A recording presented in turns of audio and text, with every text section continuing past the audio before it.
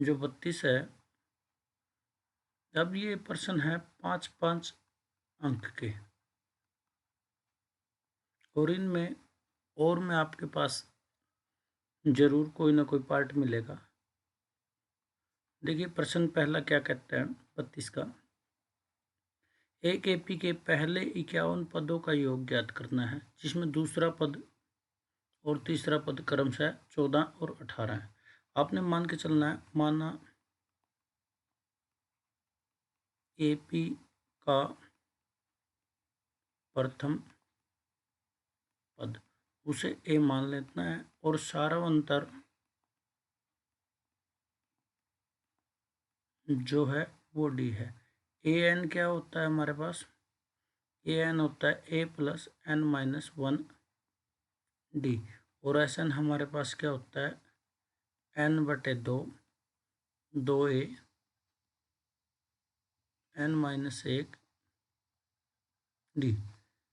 अब हमारे पास जो दूसरा पद है A2, वो हमारे पास 14 दिया है, A3 हमारे पास 18 दिया है।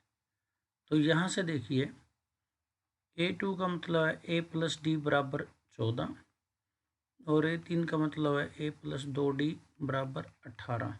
मैं इसको एक समीकरण मान लेता हूँ, मैं 2 मान लेता हूँ, और इसको घटाने पर घटाता हूँ तो ये माइनस के होते चले जाएंगे, ए से ए कट गया, और ये माइनस का डी बराबर हो गया माइनस के 4, माइनस से माइनस कट गया, डी बराबर 4 हमारे पास डी की वैल्यू आ गई। अब डी बराबर 4 को समीकरण 1 में रखने पर, समीकरण 1 में रखने पर, समीकरण 1 में रखिए ए प्लस 4 बराबर है 14, ए बराबर हो जाएगा 14 माइनस 4, तो आंसर आ जाएगा 10। तो ए की वैल्यू हमारे पास 10, डी की वैल्यू हमारे पास 4 आई है। तो एस 51 की वैल्यू निकालनी है, क्योंकि 51 पदों का वो योग निकलवाना चाहता। तो ये हो जाएगा 51 भाग 2, 2 गुणा ए यानी कि 10, प्लस 51 में से क्या 50 गुणा 4, हमारे पास क्या आ जाएगा 51 भाग 2, ये आ जाएगा 20 प्लस 200, यानी कि 51 भाग 2 गुणा ये आ जाएगा 220, अगर इसको काटते हैं तो हमारे पास 110 आ जाएगा। अब 51 की 0 से गुणा 0, 51 की 1 से 1, 51 की 1 से 51 और 5 हासिल वाले 56, यानी कि 5610 इसका आंसर आता है। ये इजी को जो सेकंड है और वाला प्रश्न है, वो कहता है कि एपी निर्धारित कीजिए जिसका तीसरा पद ये 7वां पद 5वें पद से 12 अधिक है। देखिए माना एपी का प्रथम पद वो है ए, एपी का प्रथम पद ए है, और सारावंतर वो है डी। हमारे पास एपी क्या होती है, एपी इस प्रकार से हो जाएगी A1 A2 A3 A4 इस तरह से, जिसमें हमारे पास इसको लिख सकते हैं ए प्लस डी, ए प्लस 2D, ए प्लस 3D, इसी प्रकार से। अब जिसमें ए एन हमारा क्या होगा ए प्लस एन माइनस 1D होगा।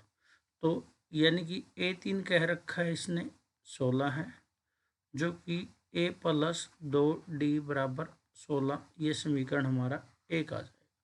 अब दूसरा कहता है कि जो A7 है वो A5 से 12 अधिक है, यानी कि A5 में 12 जोड़ दे तो 7 आ जाएगा। तो इसका मतलब हो जाएगा A प्लस 6D, A5 का मतलब होगा A प्लस 4D प्लस 12।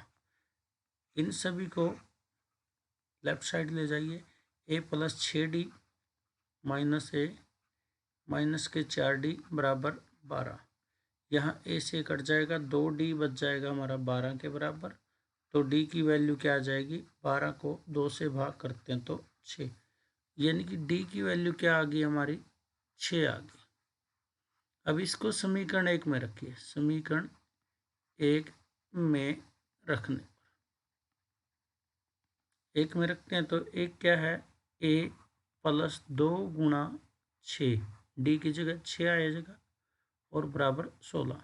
तो a बराबर हो जाएगा 16, 6 दूनी 12, उस साइड जाएगा तो माइनस का, तो a की वैल्यू कितनी आ जाती है, 4 आ जाती है हमारे पास। तो AP क्या होगी, AP हमारे पास होगी 4, 4 प्लस 6, 4 प्लस 2 गुणा 6, 4 प्लस 3 गुणा 6, इस तरह से हमारी AP आ जाएगी। ये आ जाएगा 4, 10, 6 दूनी 12, ये 16 आ जाएगा, फिर 18, ये 22 आ जाएगा, और इस प्रकार से हमारी AP बन जाएगी। आधारभूत समानुपातिकता प्रमेय का कथन लिखकर उसे सिद्ध करना है, यानी कि ये थेल्स थ्योरम पूछ रहा है हमसे, उसकी परिभाषा भी पूछता है। मैं बार बार बच्चों को बोलता रहता हूँ कि थेल्स थ्योरम इस प्रकार से भी आ जाती है जिसमें हमें स्टेटमेंट भी लिखनी पड़ेगी। ये स्टेटमेंट मैंने पहले लिख ली है। स्टेटमेंट क्या कहती है थेल्स थ्योरम की, या आधारभूत समान अनुपातिकता की प्रमेय की जो स्टेटमेंट है वो कहती है, यानी किसी त्रिभुज की एक भुजा के समांतर खींची गई रेखा, यानी कि ये त्रिभुज हम मान लेते हैं ए बी और ये सी, ए बी सी हमने त्रिभुज ले ली, कहता है उसकी समांतर खींची गई, एक भुजा के समांतर खींची गई रेखा, यानी कि BC के समांतर अगर मैं ये एक रेखा खींच दूं, इसको PQ मान लीजिए, PQ एक समांतर रेखा खींची जो अन्य दो भुजाओं को काटती है, यानी कि AB और AC को काटती है P और Q पर, उन दोनों भुजाओं को समान अनुपात में विभाजित करती है।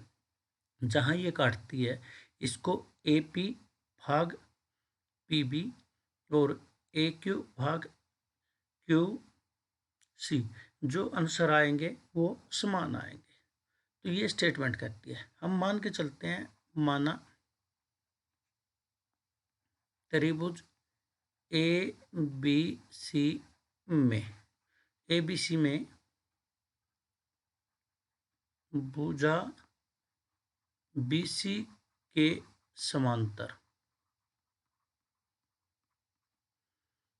समांतर रेखा PQ दी है, जो AB और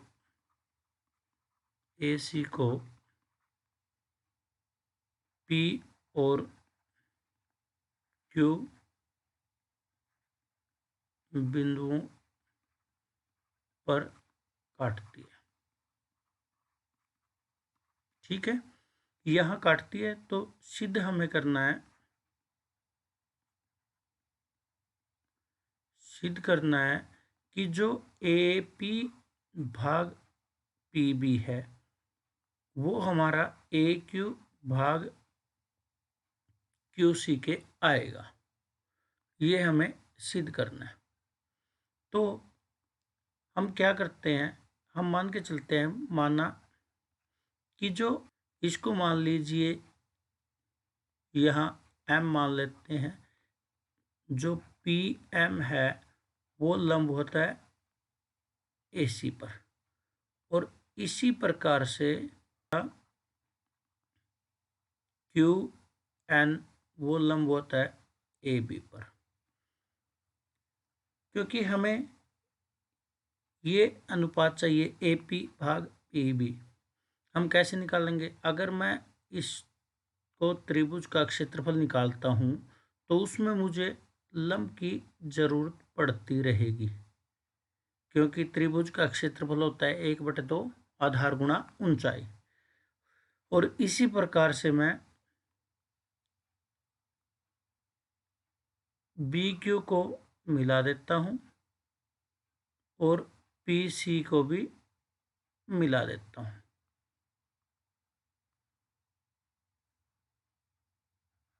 बी क्यू और पी सी को मिलाएं। ठीक है। अब हमारे पास तीन प्रकार की त्रिभुज होती हैं कोणों के आधार पर। एक होती है न्यून कोण, जिसमें जो लंब होता है वो अंदर आता है, साइडों के ऊपर आता है डायरेक्ट। समकोण होता है, उसकी भुजा ही एक लंब होती है।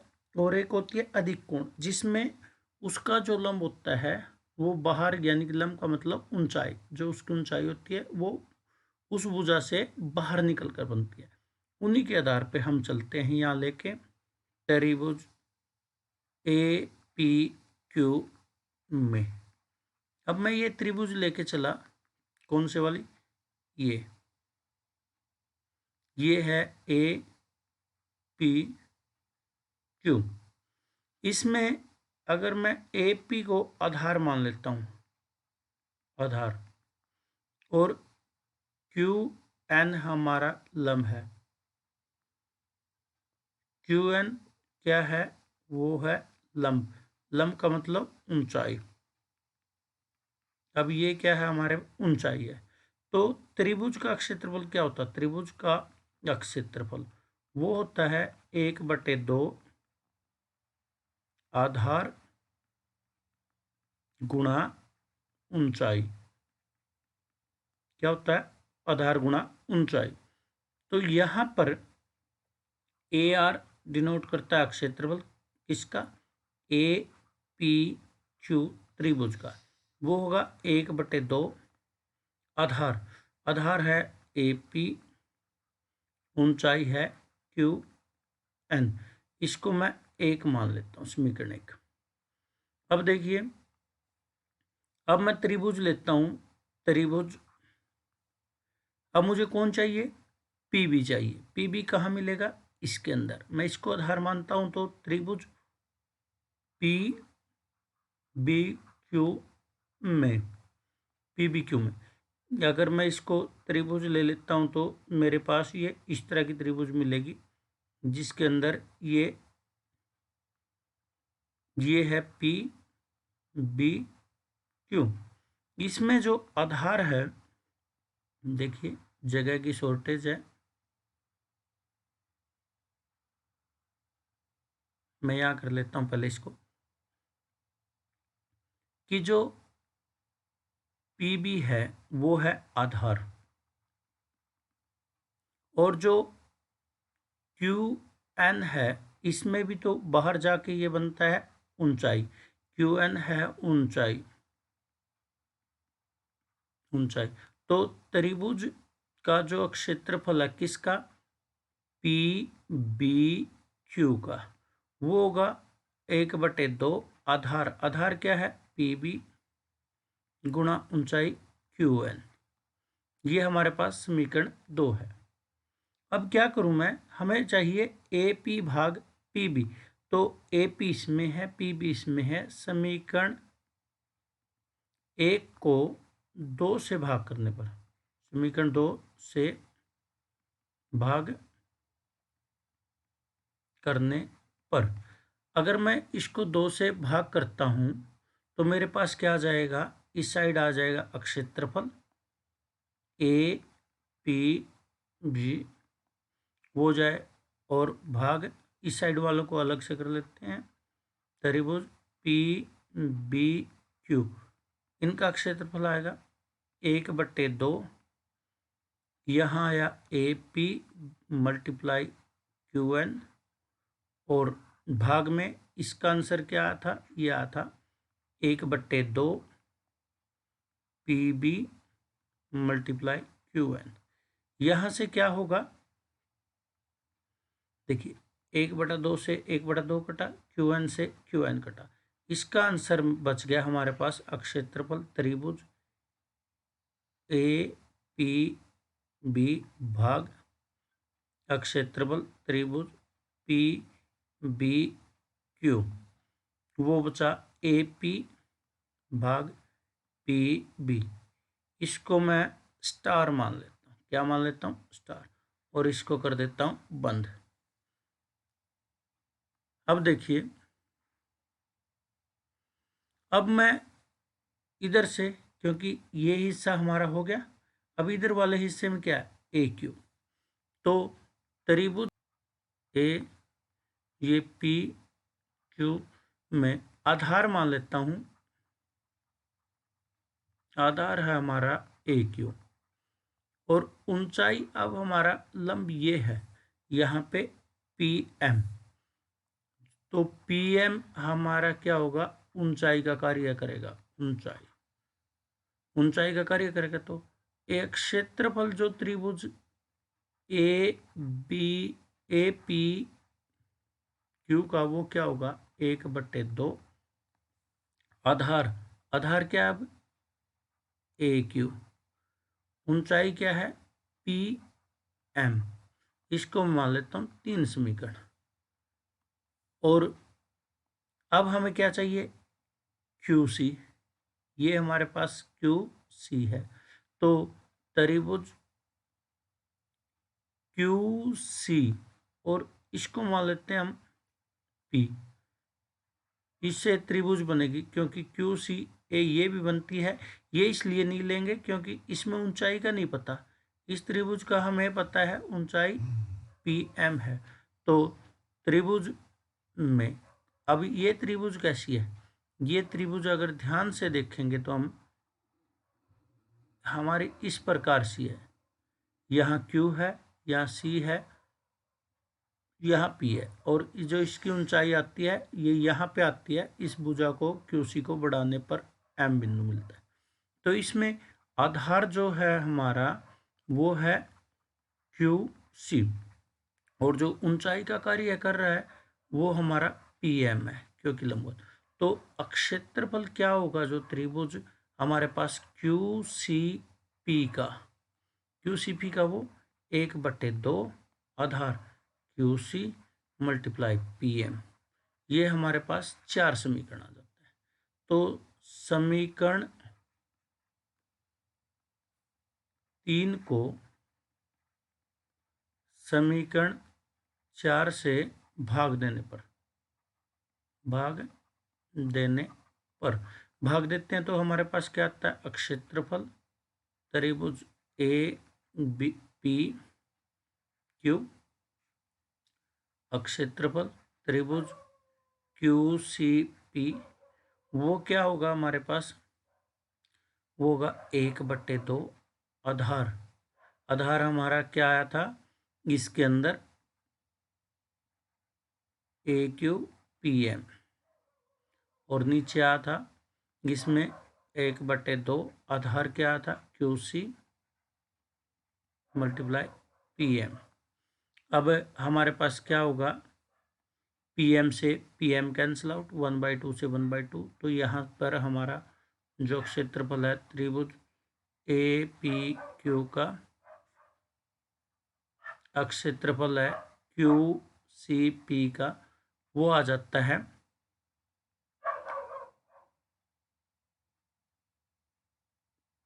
ए क्यू भाग क्यू सी। ये समीकरण डबल स्टार बन जाता है। अब बात आ जाती है हमारी कि जो स्टार है, अब हमें चाहिए ये दोनों बराबर में। ये यहाँ पे दोनों क्या चाहिए? हमें बराबर में चाहिए। बराबर में चाहिए तो इस साइड वाले तब बराबर में होंगे अगर इसके राइट साइड के बराबर हो।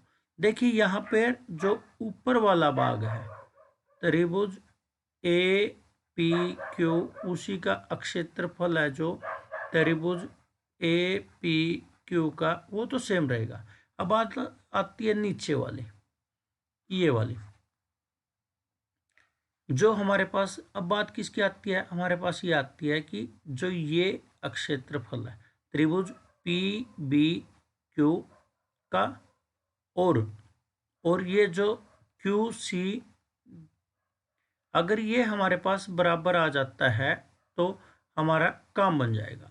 अब ये हमें क्या पता है? हमें दिया है। देखिए बी सी है जो समांतर है पी क्यू के। तो अब हम क्या जानते हैं? हम जानते हैं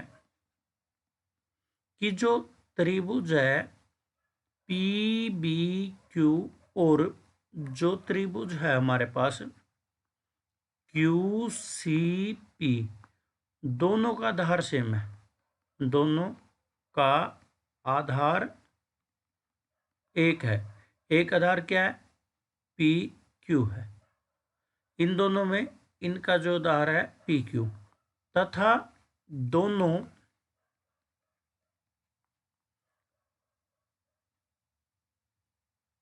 बी सी समांतर पी क्यू रेखाओं के बीच बनी है। रेखाओं के बीच बनी है। तो हमें क्या पता है? अगर कोई दो त्रिभुज एक ही आधार की हो, एक ही आधार हो और दो समांतर रेखाओं के बीच बनी हो, तो उनका जो क्षेत्रफल होता है वो क्या होता है? वो बराबर होता है। ये हमारे पास 9th क्लास में थ्योरम होती है। तो इसका मतलब ये हो जाएगा, इसका मतलब स्टार और डबल स्टार में जो लेफ्ट हैंड साइड है वो बराबर है। जब लेफ्ट साइड बराबर है तो इसका मतलब क्या होगा? जो राइट साइड भी होंगी हमारी वो भी क्या होंगी? वो भी बराबर होंगी।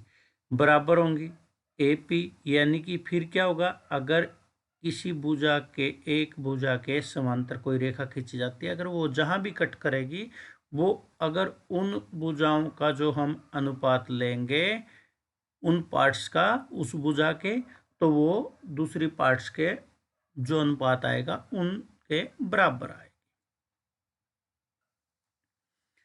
अब हमारे पास जो प्रश्न का नेक्स्ट पार्ट है 33वें प्रश्न का, ये कहता है कि ए त्रिभुज ए बी सी और पी क्यू आर की माध्यिकाएं हैं। पहले दिया क्या है? दिया है त्रिभुज ए बी सी और त्रिभुज पी क्यू आर की माध्यिकाएं। माध्यिकाएं ए डी और पी एम क्रमशः दी गई है। क्रमशः दी गई है। तथा हमारे पास क्या दिया है?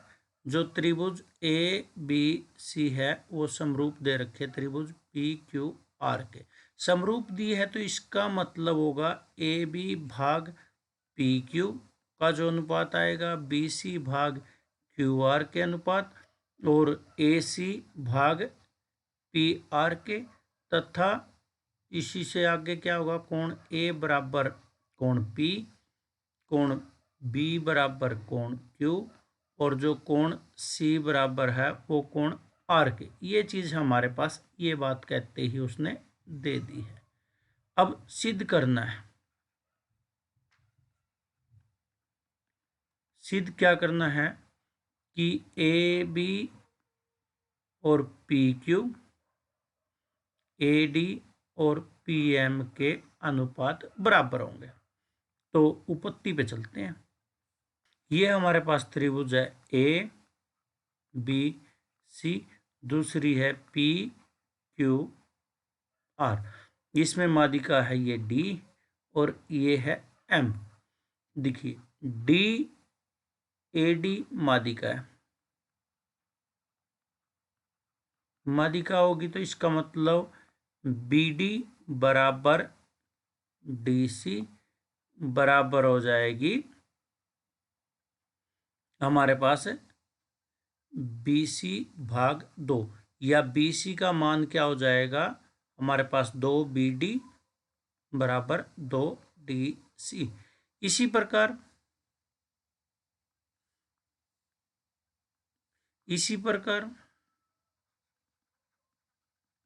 जब पी एम माध्यिका है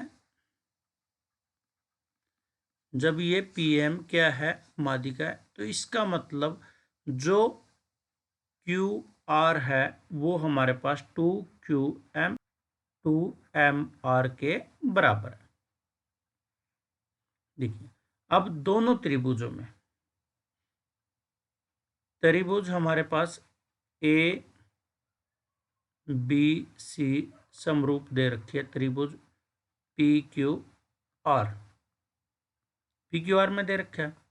तो हमारे पास क्या दिया है, AB भाग PQ, और हमारे पास क्या दे रखा है, BC भाग QR दे रखा है, तथा कोण B बराबर दे रखा है कोण Q के। तो अगर मैं दोनों त्रिभुजों में लूं, दोनों त्रिभुजों में दोनों त्रिभुज कौन सी ले लेता हूं मैं, ABD, और त्रिभुज ले लेता हूं मैं PQM, ये ले लेता हूं मैं, ये वाला हिस्सा इसका, इनका ये वाला हिस्सा ले लेता हूं। तो इन दोनों में हमारे पास AB भाग PQ, BC भाग QR है, ये दे रखा है, ये दे रखा है। तो इसको मैं BC को क्या लिख सकता हूं, BC को लिख सकता हूं 2BD, और इसको क्या लिख सकता हूं मैं, QR को लिख सकता हूं 2QM। तो इसका मतलब 2 से 2 कैंसिल हो जाएगा, AB भाग PQ बराबर हो जाएगा BD भाग QM हो जाएगा। तो तथा हमारे पास कोण जो B है वो बराबर है कोण P के।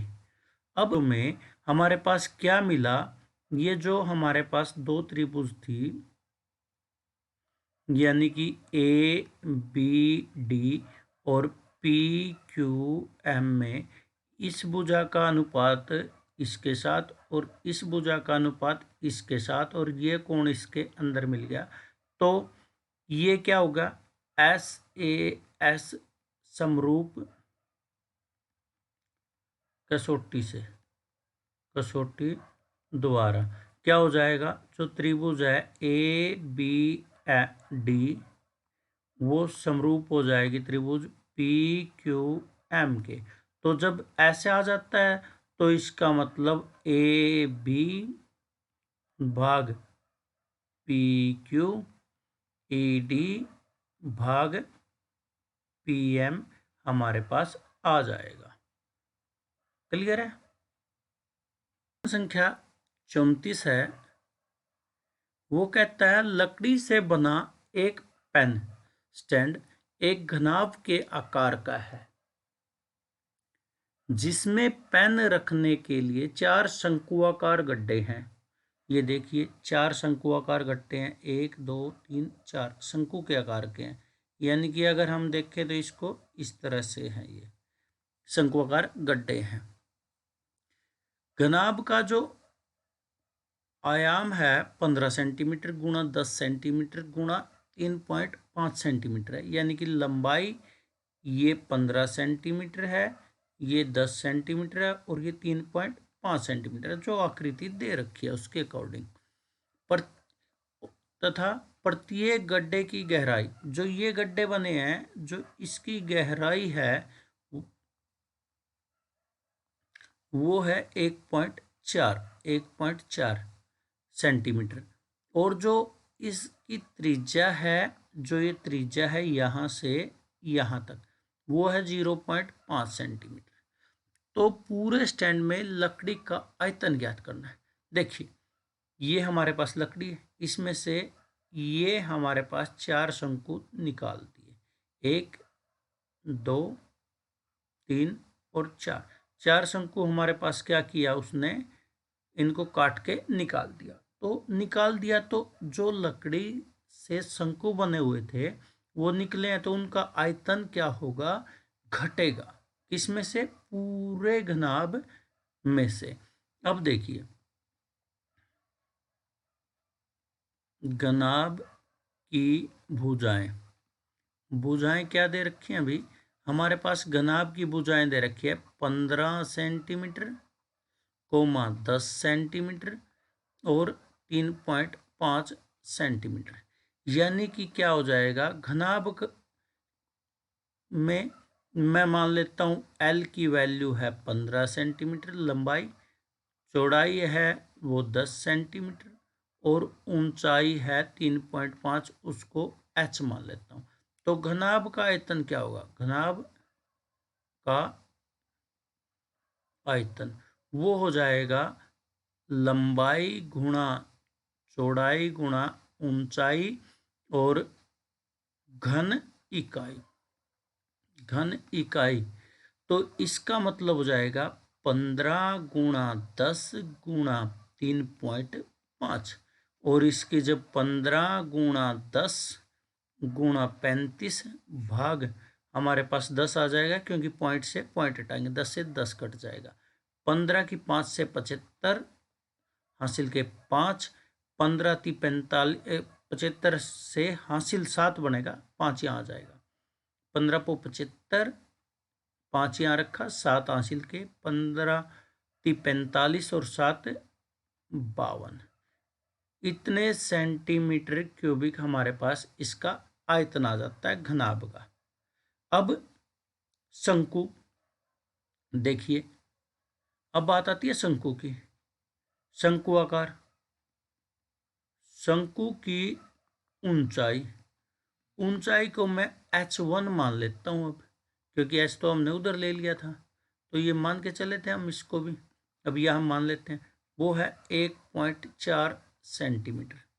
अब शंकु की जो शंकु की त्रिज्या है वो है r, वो है 0.5 सेंटीमीटर।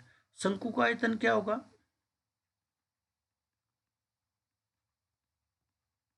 शंकु का आयतन होगा पाई r स्क्वायर h भाग 3 घन इकाई।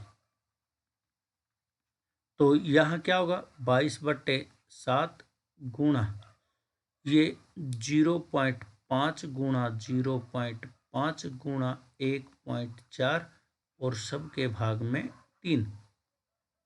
अब जब हम इसको निकालते हैं तो हमारे पास आ जाएगा 22/7 गुणा 3, ये आ जाएगा 5 गुणा 5 गुणा 14, और ये आ जाएगा 10 गुणा 10 गुणा 10। देखिए बिंदु हटाएंगे 10 बन जाएगा, बिंदु हटाएंगे 10 बन जाएगा, पॉइंट के ना का 10। अब ये क्या आ जाएगा, 7 दूनी 14, 5 दूनी 10, 1 10 कैंसिल हो जाएगा। यहाँ इसको 5 पे कट जाएगा, ये 11 पे, 5 से 5 कैंसिल आउट। तो हमारा क्या बचा, ऊपर 11 और 10 दिए 30 सेंटीमीटर क्यूबिक। तो चार शंकुओं का, चार जो शंकु हैं, शंकु का आयतन क्या होगा, वो होगा 4 × 11/30, यानी कि 44/30। 44 को हम क्या करते हैं, 3 पे काटते हैं, ऊपर नीचे तो 10, तो ये क्या होगा, 3 एकम 3 बचा 1, 14 बचा, 3 चौके 12 बचा 2, नहीं चलने का लिए पॉइंट, फिर 20 हो जाएगा, 3 छिक 18, फिर 2 3 छिक 18, ये आ जाता है। फिर इसको हम क्या लिखेंगे, 1.466, क्योंकि ये 10 के ना का पॉइंट आगे खिसक जाएगा इधर, तो ये आ जाएगा, ये 6 से आगे कर देते हैं पॉइंट, तो ये आ जाएगा 1.47 सेंटीमीटर क्यूबिक, ये आ जाता है। अब घनाभ से चार शंकु को निकालने के बाद बाकी बचा आयतन, तो वो हो जाएगा घनाभ का आयतन, घनाभ का आयतन माइनस 4 गुणा शंकु का आयतन। 4 इसलिए लगाया क्योंकि 4 थे, ये ऊपर भी 4 इसलिए लगाया। घनाभ का आयतन हमारे पास मिला था 525 माइनस 1.47। देखिए इसको घटाएंगे, 525.00 और ये 1.47, जब घटाएंगे तो ये आ जाएगा 3, यहाँ आ जाएगा 5 पॉइंट, ये आ जाएगा 3 2 5, ये अपना आ जाएगा 523.53 सेंटीमीटर। 30 नंबर क्वेश्चन का जो नेक्स्ट पार्ट है वो है आकृति में दिखाया गया सजावटी ब्लॉक जो दो ठोस पदार्थों से बना है, एक घन और एक अर्धगोला। ये क्वेश्चन, ब्लॉक का जो आधार एक घन है जिसकी भुजा 5 सेंटीमीटर और शीर्ष पर लगे एक अर्धगोले का व्यास है 4.2 सेंटीमीटर। ब्लॉक का कुल पृष्ठीय क्षेत्रफल ज्ञात करना, पाई का मान 22/7। देखिए ये हमारे पास दिया है, हमारे पास सबसे पहले घन की भुजा दी है, घन की भुजा वो दे रखी है 5 सेंटीमीटर, ठीक है, उसे हम ए मान लेते हैं, माना ए है।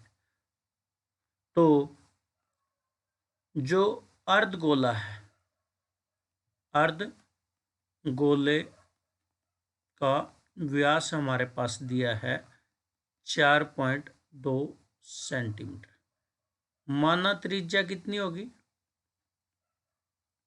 त्रिज्या मान ली 8 सेंटीमीटर।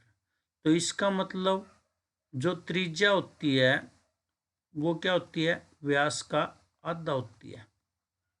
तो इसका मतलब व्यास का क्या होती है, आधा। तो ये त्रिज्या हो जाएगी 4.2 भाग 2, यानी कि काटेंगे तो 2.1 सेंटीमीटर हमारे पास आ जाएगी। अब जो संपूर्ण ब्लॉक है, ब्लॉक का जो क्षेत्रफल क्या होगा, जो ये ब्लॉक है, ब्लॉक का अक्षेत्रफल क्या होगा, अक्षेत्रफल का मतलब संपूर्ण पृष्ठीय अक्षेत्रफल वो होगा। देखिए अगर मैं इस पूरे घन का संपूर्ण पृष्ठीय क्षेत्रफल मान लेता हूं, संपूर्ण पृष्ठीय अक्षेत्रफल आ जाता है, उसमें कुछ हिस्सा ये जो नीचे इस सर्कल के आकार का दबा हुआ है वो भी मैंने ले लिया। अब क्या करता हूं, उससे क्या करूं, जो ये अर्धगोले के जो निचला हिस्सा है उस वृत्त के हिस्से को घटा देता हूं। अर्धगोले के आधार का क्षेत्रफल वो मैंने घटा दिया। फिर मुझे क्या करना, जो अर्धगोले का जो वक्र पृष्ठीय क्षेत्रफल है, ये ऊपर वाला अर्धगोले का वक्र पृष्ठीय क्षेत्रफल मैं उसमें जोड़ देता हूं, तो हमारे पास पूरा संपूर्ण ये इसका क्षेत्रफल आ जाएगा। अब संपूर्ण पृष्ठीय क्षेत्रफल घन का क्या होता है, 6 गुणा भुजा का स्क्वायर माइनस ये आ जाएगा पाई आर स्क्वायर, वृत्त होता है तो उसका पाई आर स्क्वायर, और जो अर्धगोले का वक्र पृष्ठीय होगा वो क्या होगा 2 पाई आर स्क्वायर। इसको सोल्व करेंगे तो 6 ये 5 का स्क्वायर और ये प्लस आ जाएगा पाई आर स्क्वायर। तो हमारे पास क्या आएगा, अब ये आ जाएगा 6 गुणा 25 प्लस 22/7 गुणा पाई का मान आ गया। अब ये आ जाता है 21/10, 21/10 हमारे पास ये त्रिज्या आ जाती है। ये कटेगा इससे 3 से कटा। अब 25 के 150, 150। अब ये आ जाएगा 66 गुणा 21। अब देखिए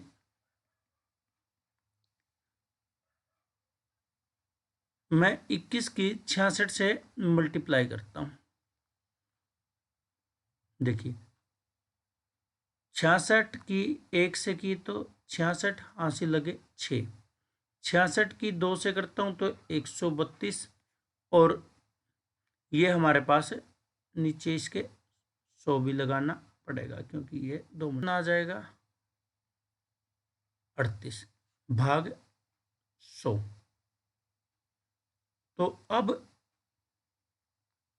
जब हम इसको सोल्व करेंगे तो ये 2 पॉइंट के लिए यहाँ आ जाएगा, यह आ जाएगा 13.86। 100 से डिवाइड करते हैं तो ये बिंदु लग जाएंगे। अब जोड़ते हैं तो 86, तो ऐसे कैसा पॉइंट वाला, क्योंकि इसमें पॉइंट नहीं है। अब 150 में 13 जोड़ते हैं तो 163 आ जाएगा सेंटीमीटर स्क्वायर, इसका क्षेत्रफल आ जाएगा। ये अब हमारे पास क्वेश्चन नंबर 35 है। 35 क्या कहता है, निम्नलिखित बंटन एक इलाके के बच्चों की दैनिक जेब बत्ते को दर्शाता है। किसको दर्शाता है, दैनिक जेब बत्ते को। अब इसमें क्या है कि जो हमारे पास दिया गया है माध्य दे रखा है, माध्य जो है इसका वो 18 दे रखा है।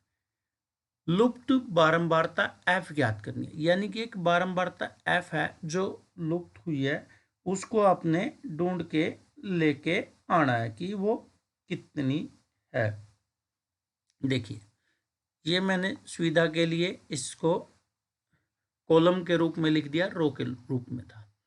अब जब ये बच्चों की संख्या है, देखिए ये दैनिक जेब बत्ता ये हमारे पास आ जाता है। अब ये तो आ गया हमारे पास जो बच्चों की संख्या है वो एफ आई यानी कि बारंबारता।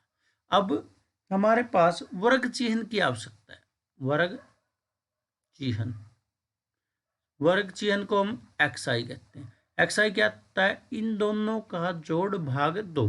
ये 24 आ जाते हैं तो कितना आएगा 12, ये 28 आ जाते हैं तो 14, ये फिर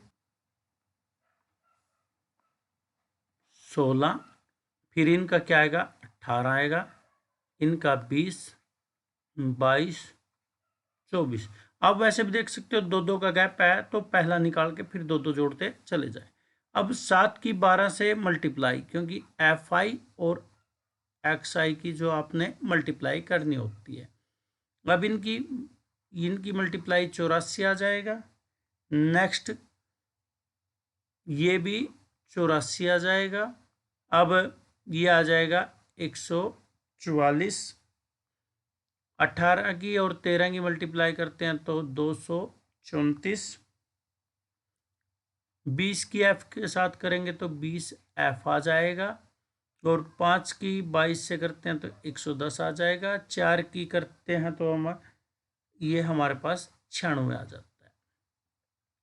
अब योग निकालना होगा हमें, योग ये कितने हैं ये हमें जोड़ने होंगे। कितना, 7, 6, 13, 22, 25, 35, 35 और ये हमारे पास 40, 4, 44 और 44 प्लस एफ हमारा ये समीशन एफ आई आ जाता है। इसको समीशन एफ आई आप लिख सकते हो। जो समीशन का मतलब होता है जोड़ सभी संख्याओं का। जब इसको जोड़ते हैं देखिए 4, 4, 8, 4, 3, 12, चौक चौक 16, 16 और 22 ये हमारे पास आ गया। क्योंकि इसको नहीं जोड़ना, ध्यान रखना ये एक वेरिएबल और कांस्टेंट वाला मिक्सचर आ गया, यानी कि बीजगणितीय व्यंजक आ गया, बाकी न्यूमेरिकल है। ये हमारे पास कितना आया था 4, 8, 16, 22, हंसी लगे 2, 10 और 8, 18, 22, 23, 24, 25, 26, 26 और ये हमारे पास है 9 35, ये आ गया। फिर हासिल लगे हमारे पास कितने, 3 4 5 6 7, ये 7 आ जाता है और ये 20f इसके साथ हम लिख देते हैं। तो हमारे पास जो माध्य निकालने का तरीका होता है, माध्य यानी कि x बार, वो होता है समीशन fi xi भाग समीशन fi। देखिए ये माध्य उसने खुद दे रखा है, यह 18 है क्योंकि उसने माध्य की वैल्यू दे रखी है, ये है 18। ये हमारे पास fi xi का आया 752 प्लस 20f और ये हमारे पास 44 प्लस f आ जाता है। अब इसकी मल्टीप्लाई करते हैं 18 से। जब हम 18 से मल्टीप्लाई करते हैं 44 की, तो हमारे पास आ जाता है 792। 18 की f से करते हैं तो 18f और ये 752 एक साइड प्लस 20f। f वालों को इकट्ठे कर लो, इनको इकट्ठे कर लो। अब 792 में से 752 को घटाएंगे और 20f उस साइड था, उसमें से 18f घटाए तो हमारे पास कितना बचा, 2f। और ये कितना बचा हमारे पास, ये हमारे पास बचता है 40। तो यहाँ हमारे पास f की वैल्यू क्या आ जाएगी, 40 भाग 2, ये आ जाती है 20। 35 में क्वेश्चन का और वाला पार्ट है, वो कहता है बहुलक निकालना है। बहुलक निकालने के लिए यहां हमें क्या दिया है, देखिए ये कहता है एक छात्र ने प्रत्येक 3 मिनट की 100 अवधियों के लिए सड़क पर एक स्थान से गुजरने वाली कारों की संख्याएं नोट की जो नीचे दिया गया। उसने कहा कि 0 से 10 कितनी बारंबारता आई, 7, फिर 10 से 20 14, फिर 13, फिर 12, फिर 20, फिर 11, साथ साथ बोलो, फिर 15, फिर 8। अब हमारे पास जो बहुलक निकालते हैं, बहुलक, उसका फॉर्मूला होता है L plus F1 minus F0, 2 गुणा F1 माइनस बाहर F0 प्लस F2 गुणा में H। जो हमारे पास L होता है वो क्या होता है, वो होती है बहुलक वर्ग की निम्न सीमा। सबसे पहले हमें ये F1 निकालना होता है। F1 हमारा क्या होता है, बहुलक वर्ग की बारंबारता। बहुलक वर्ग की बारंबारता निकालना बड़ा आसान है क्योंकि जो सबसे बड़ी बारंबारता होती है वही होती है बहुलक वर्ग की बारंबारता। तो हमारे पास क्या आ गया, 20। F1 हमारा 20 आ गया और जब 20 आ जाता है उसके सामने में जो ये होती है हमारे पास निम्न सीमा, वो L होती है। तो L भी हमारा मिल गया, कितना मिला, 40। जब L मिल जाता है तो हमारे पास H भी मिल जाता है, वर्ग अमाप। अमाप का मतलब है बड़े में से छोटे को घटा दीजिए, कितना आ जाएगा, 10 आ जाएगा। तो और इससे ऊपर जो बहुलक वर्ग की बारंबारता, उससे ऊपर वाली बारंबारता को कहते हैं F0। क्या कहते हैं, F0। F0 कितना, 12। और बहुलक बारंबारता से जो नीचे वाली बारंबारता उसे कहते हैं बहुलक बारंबारता से आगे वाली बारंबारता, जिसका F2 हो जाता है, वो है 11। अब फॉर्मूले में रख दीजिए तो बहुलक में क्या होगा, देखिए ये आ जाएगा 40 प्लस 20 माइनस 12 भाग 20 दूनी 40 माइनस इन दोनों का जोड़ F1 और F0 और F2 का, इनका आ जाता है 23 गुणा एच कितना है 10। तो यहाँ देखिए 40 ऊपर 8 बचा गुणा 10 प्लस 8 गुणा 10 80 और यहाँ से कितना आ जाता है 40 में से 23 गया 17। अब 40 अब 17 को भाग 80 को भाग करना 17 से। तो हमारे पास क्या होगा जब हम इसको भाग करेंगे तो 17 जो चौके 68 बच गया हमारे पास 12 17 सत्ते 119 बच गया एक छोड़ दो एक पॉइंट तक निकाल लो। अगर हो सके तो एक और पॉइंट के लिए निकालोगे तो नहीं चलने की 0 आ जाएगी। एक बचा यानी कि 10 आएगा फिर 70 ही बनेगा तो उसको छोड़ दीजिए बेशक से। और अगर फिर वो आगे फिर एक 0 और उतारोगे आप 100 आ जाएगा फिर वही आ जाएगा 17 पंजे 85। आप छोड़ सकते हो इतना ही आप कर सकते हो। 40 प्लस 4 44.70 हमारा अप्रोक्सीमेटली आंसर